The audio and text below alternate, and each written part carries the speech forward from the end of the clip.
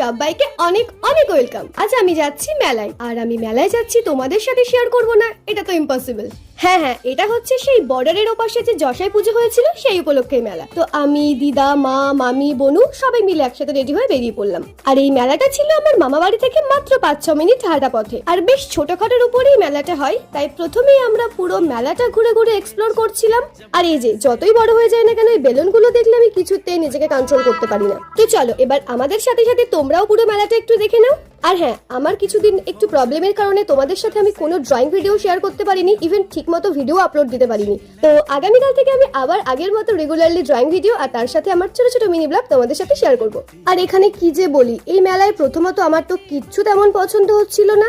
দুটো আংটি পছন্দ হলো, সেগুলো আমার হাতে হলো না। কি আর করা যাবে, চললাম ফুচকা খেতে, তারপর ওখান থেকে চলে গেলাম এগরোল খেতে, আর একেবারে লাস্টে আইসক্রিম নিয়ে চললাম বাড়ির পথে। তো চলো আজ আসি, বাই।